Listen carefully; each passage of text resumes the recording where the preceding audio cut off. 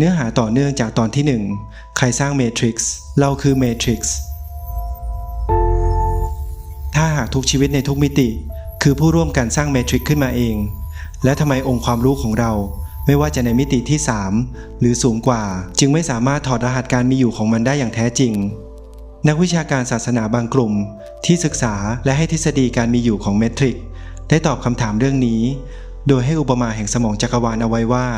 หากเราลองจินตนาการว่าแมทริกซ์หรือจิตสำนึกสากลทั้งหมดที่ทุกชีวิตร่วมกันสร้างขึ้นคือสมองขนาดมหึมาของจักรวาลและตัวตนของเราแต่ละคนไม่ว่าจะเป็นมนุษย์เทวดาหรือสิ่งมีชีวิตในมิติที่สูงกว่าก็เปรียบเสมือนเซลล์ประสาทเพียง1เซลล์ที่กำลังทำงานอยู่ในสมองนั้นอุปมานี้เองคือกุญแจที่จะไขปริศนาทั้งหมดว่าทำไมเซลล์ประสาท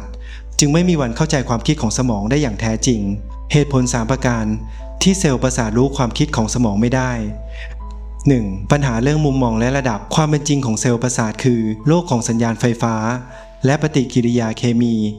มันทำงานในมิติของใช่หรือไม่ใช่เท่านั้นแต่ความคิดที่ซับซ้อนของสมองเช่นความรักศิลปะหรือการตระหนักรู้ในตัวเองไม่ได้เกิดขึ้นในเซลล์เดียวแต่มันเป็นคุณสมบัติที่บังเกิดขึ้นเองจากการทำงานร่วมกันของเซลล์นับล้านเซลล์องค์ความรู้วิทยาศาสตร์ตรรกะในมิติที่3ของเราก็คือภาษาของเซลล์ประสาทมันยอดเยี่ยมในการอธิบายกฎในมิติของมันเองแต่ไม่สามารถถอดรหัสจิตสำนึกที่เป็นผลจากการทำงานของทุกมิติได้ 2. เครื่องมือที่เรามีคือส่วนหนึ่งของระบบเมทริกซ์หากเซลล์ประสาทจะสร้างวิทยาศาสตร์ขึ้นมามันก็จะเป็นศาสตร์ที่ว่าด้วยการแลกเปลี่ยนไอออนแต่มันไม่สามารถใช้ศาสตร์แห่งไอออนนี้ไปถอดรหัสความหมายของบทกวีได้เช่นเดียวกันควอนตัมฟิสิกส์หรือองค์ความรู้ใดๆของเรา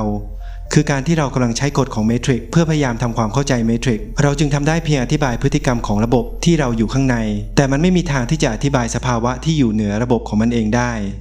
3. การหลงลืมในหน้าที่ของตนเอง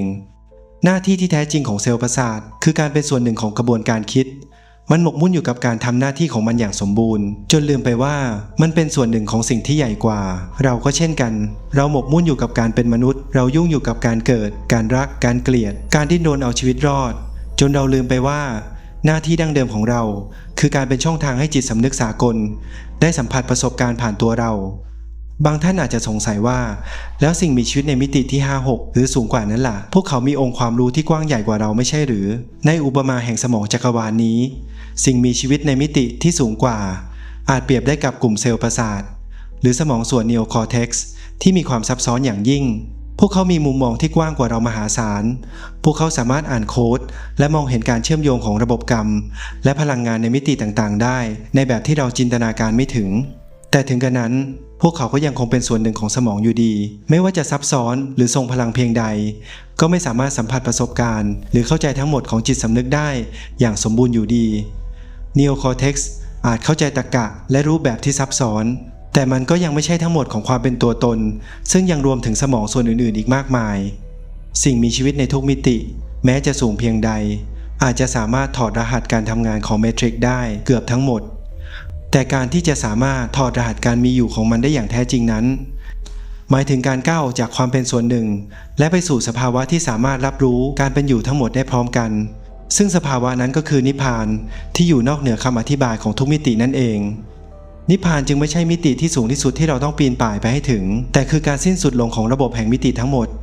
คือการที่เซลล์ประสาทไม่ได้แค่เข้าใจการทำงานของสมองแต่ได้ตื่นขึ้นสู่ความจริงที่ว่าตนเองคือสมองทั้งหมดนั้นมาโดยตลอดดังนั้นคำตอบสุดท้ายจึงไม่ได้อยู่ในองค์ความรู้ใดๆแต่อยู่ในการสลายความเชื่อที่ว่าเราเป็นเพียงส่วนหนึ่งและกลับคืนสู่สภาวะจริงแท้ทั้งหมดที่เป็นเช่นนั้นเองความจริงนี้ได้เปลี่ยนโจทย์ของการเดินทางทั้งหมดเป้าหมายไม่ใช่การทำลายระบบหรือการหนีออกไปจากระบบอีกต่อไปแต่เป้าหมายคือการตื่นรู้คือการเปลี่ยนสถานะจากผู้ฝันที่หลับไหลไปสู่ผู้ฝันที่ตื่นรู้แล้วเราจะทำเช่นนั้นได้อย่างไรในเมื่อโรงงานสร้างความจริงหรือกระบวนการของขันธ์ห้าที่เราพูดถึงนั้นมันทำงานด้วยความเร็วสูงมากและเป็นการทำงานแบบอัตโนมัติมานับพบนับชาติไม่ถ้วนคำตอบที่พระพุทธเจ้าและนักวิชาการศาสนาเหล่านี้ได้ให้ไว้ก็คือเราไม่จำเป็นต้องสู้กับโรงงานนั้นเราเพียงแค่ต้องเรียนรู้ที่จะเข้าไปสังเกตการณ์มันอย่างชาญฉลาดนี่คือศิลปะและวิทยาศาสตร์แห่งการตื่นรู้ที่เก่าแก่ที่สุดที่พระพุทธเจ้าได้ทรงมอบไว้เป็นมรดกแก่โลกนั่นคือวิปัสสนากรรมฐาน อย่าให้คำว่าวิปัสสนากรรมฐานทำให้คุณรู้สึกว่าน่ากลัวซับซ้อนและไกลตัวนะครับแก่นแท้ของวิปัสสนากรรมฐานคือเทคนิคทางวิศวกรรมจิตที่เรียบง่ายแต่ทรงพลังอย่างยิ่งมันคือกระบวนการรื้อถอนภาพลวงตาของตัวตนผ่านการเฝ้าดูความจริงที่ปรากฏในปัจจุบันขณะเรามาดูกันทีละขั้นตอนพร้อมกันครับที่เหล่าแฮกเกอร์ผู้ตื่นรู้ทั้งหลายเช่นครูบาอาจารย์พระเกจิอาจารย์พระสงฆ์ผู้ปฏิบัติดีท่านเหล่านี้ได้เคยให้คำชี้แนะวิธีการเจาะเข้าไปในระบบของตัวเองได้อย่างไรขั้นตอนที่ 1ทำให้โรงงานสงบลงหรือสมถะคุณไม่สามารถตรวจสอบเครื่องจักรที่กำลังสั่นสะเทือนอย่างรุนแรงได้ฉันใดคุณก็ไม่สามารถเห็นกลไกของจิตที่กำลังฟุ้งซ่านได้ฉันนั้นขั้นตอนแรกสุดจึงเป็นการทำให้โรงงานสงบลงชั่วคราวเครื่องมือที่ใช้คือสมถะหรือการทำสมาธิเพื่อให้จิตสงบโดยมักใช้ลมหายใจเป็นสมอเรือเมื่อเราจดจ่อกับลมหายใจเข้าออกอย่างต่อเนื่องความฟุ้งซ่านที่เปรียบเหมือนฝุ่นควันในโรงงานจะค่อยๆจางลงเผยให้เห็นสายพานการผลิตที่ชัดเจนขึ้นขั้นตอนที่ 2เฝ้าดูสายพานการผลิตหรือการเจริญสติเมื่อโรงงานสงบลงแล้วงานที่แท้จริงก็เริ่มต้นขึ้นนี่คือหัวใจของวิปัสสนาคือการยืนอยู่ข้างๆสายพานการผลิตของจิตใจและทำหน้าที่เป็นเพียงผู้สังเกตการที่เป็นกลางคุณจะเริ่มเห็นชิ้นส่วนต่างๆไหลผ่านมาบนสายพานคุณจะเห็นเวทนาความรู้สึกดิบๆของความสุขความทุกข์หรือความเฉยๆปรากฏขึ้นมาเป็นเพียงข้อมูลก้อนหนึ่งคุณจะเห็นสัญญาการที่จิตรีบวิ่งไปแปะป้ายชื่อให้กับความรู้สึกนั้นนี่คือความเบื่อนี่คือความเจ็บปวดและคุณจะเห็นสังขารการที่โรงงานสร้างเรื่องราวเริ่มทำงานทันทีหลังจากแปะป้ายเบื่อจังเมื่อไหร่จะเลิกไปทำอย่างอื่นดีกว่าชีวิตช่างน่าเบื่อเสียจริงเป็นต้นหน้าที่ของคุณมีเพียงอย่างเดียวคือเห็นกระบวนการเหล่านี้โดยไม่กระโจนเข้าไปแทรกแซงไม่ตัดสินไม่พยายามเปลี่ยนแปลงแค่เห็นว่ามันเกิดขึ้นเองตามเหตุปัจจัยเหมือนดูหนังสารคดีเรื่องหนึ่งขั้นตอนที่ 3ค้นพบช่องว่างแห่งอิสรภาพเมื่อคุณเฝ้าดูอย่างต่อเนื่องและอดทนคุณจะเริ่มค้นพบสิ่งที่น่าทึ่งที่สุดคุณจะเริ่มเห็นช่องว่างที่ขั้นอยู่ระหว่างชิ้นส่วนเหล่านั้นคุณจะเห็นช่องว่างที่ห่างกันเพียงเสี้ยววินาทีระหว่างความเจ็บปวดหรือเวทนากับเรื่องราวของความทุกข์ทรมานหรือสังขารอิสรภาพทั้งหมดซ่อนอยู่ในช่องว่างนั้นเพราะมันคือวินาทีที่คุณมีสิทธิ์เลือกที่จะไม่ปล่อยให้โรงงานสร้างเรื่องราวทำงานโดยอัตโนมัติอีกต่อไปคุณสามารถเลือกที่จะรับรู้ความเจ็บปวดโดยไม่ต้องเป็นผู้ทุกข์ทรมานจากความเจ็บปวดนั้นได้ขั้นตอนที่ 4การสลายตัวของผู้ควบคุมหรืออนัตตานี่คือผลลัพธ์สุดท้ายของการเฝ้าสังเกตเมื่อคุณมองเข้าไปในโรงงานนี้ซ้ำแล้วซ้ำเล่าคุณจะพบความจริงที่น่าตกใจนั่นคือในโรงงานนี้ไม่มีผู้จัดการหรือ CEO อยู่เลยไม่มีตัวตนหรือแก่นแท้ที่เป็นผู้ควบคุมกระบวนการทั้งหมดอยู่เบื้องหลังฉันที่เราคิดว่าเป็นเจ้าของความคิดและความรู้สึกแท้จริงแล้วเป็นเพียงภาพลวงตาที่ถูกสร้างขึ้นมาจากชิ้นส่วนเหล่านี้ประกอบกันคำว่ารถยนต์เป็นเพียงชื่อเรียกสิ่งของสิ่งหนึ่งที่เกิดขึ้นจากชิ้นส่วนนับพันที่มาประกอบกันขึ้นแต่ไม่มีความเป็นรถยนต์อยู่ในชิ้นส่วนใดชิ้นส่วนหนึ่งเลยการประจักษ์แจ้งความจริงข้อนี้ที่เรียกว่าอนัตตาคือการถอนรากถอนโคนของเมทริกซ์โดยสิ้นเชิงเพราะเมื่อไม่มีผู้สร้างก็ไม่มีผู้ถูกขังอีกต่อไปการตื่นรู้ทั้งที่ยังอยู่ในความฝันไม่ได้หมายความว่าความฝันจะหายไปคุณจะยังคงใช้ชีวิตได้ตามปกติ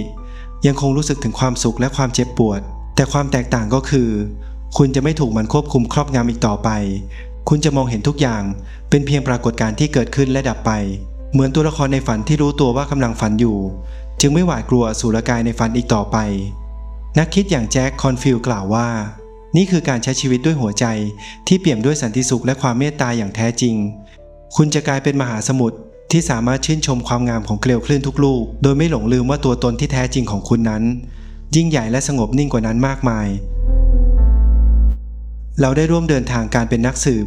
ที่พยายามค้นหาร่องรอยที่เห็นได้ชัดเจนมากที่สุดของเมทริกซ์ผ่านความแปลกประหลาดของควอนตัมฟิสิกส์สู่การเป็นนักโบราณคดีทางจิตที่ขุดค้นลงไปจนพบพิมพ์เขียวของระบบกรรมที่ไร้จุดเริ่มต้นในคำสอนของพระพุทธเจ้าจนในที่สุดเราได้เผชิญหน้ากับการเปลี่ยนแปลงสถานะของเราจากนักโทษในคุกเมทริกซ์ไปสู่สถาปนิกและผู้ฝันที่สร้างละครฉากนั้นขึ้นมาเสียเองห้องปฏิบัติการทางวิทยาศาสตร์ที่ยิ่งใหญ่ที่สุดไม่ได้อยู่ที่ไหนไกลมันคือจิตใจของเราเองเครื่องมือในการทดลองที่ทรงพลังที่สุดก็คือสติและการสังเกตของเราเอง ทุกครั้งที่เราสามารถรับมือกับความท้าทายด้วยใจที่สงบลงทุกครั้งที่เราสามารถสัมผัสความสุขเล็กๆน้อยๆรอบตัวได้อย่างเต็มเปี่ยมทุกครั้งที่เราเลือกที่จะตอบสนองต่อความขัดแย้งด้วยความเข้าใจแทนที่จะเป็นความเดือดดาลฉุนเฉียวในทุกขณะจิตเหล่านั้นเรากำลังค่อยๆตัดวงจรของระบบกรรมที่ทำงานโดยอัตโนมัติเรากำลังเขียนโค้ดชุดใหม่ทับลงไปบนโปรแกรมเก่าที่สร้างแต่ความทุกข์เรากำลังฝึกฝนที่จะเป็นผู้ฝันที่ตื่นรู้ในชีวิตประจำวันของเราเองอิสรภาพที่แท้จริงจะสามารถเริ่มต้นขึ้นได้ไม่ใช่ในวันที่เราหลุดพ้นจากทุกสิ่งแต่คือในวินาทีที่เราค้นพบความสงบสุขจริงแท้ได้ท่ามกลางระบบเมทริกซ์ที่ยังคงดำเนินอยู่เรื่องราวทั้งหมดนี้จึงไม่ได้นำทางเราไปสู่คำตอบที่ไกลตัวแต่ได้นำเรากลับมาสู่จุดเริ่มต้นที่ใกล้ที่สุดนั่นคือชีวิตของเราในตอนนี้ต่างหากกุญแจไม่เคยหายไปไหนเพราะมันไม่เคยมีประตูมาตั้งแต่แรกเราคือผู้สร้างเราคือผู้ถูกสร้างและเราก็คือผู้ปลดปล่อยคำถามสุดท้ายที่แท้จริงที่เราทุกคนสามารถนำไปใช้ได้ในทุกวันของชีวิตจึงอาจไม่ใช่เราจะออกจากเมทริกซ์ได้เมื่อไหร่แต่คือในวันนี้เราจะใช้ชีวิตอยู่ในเมทริกซ์ของเราอย่างตื่นรู้และมีความสุขได้อย่างไรโปรดอย่าลืมกดติดตามกดไลค์กดแชร์กดกระดิ่งเตือนเพื่อไม่ให้พลาดคลิปดีๆจากฮิสโตโซนครับ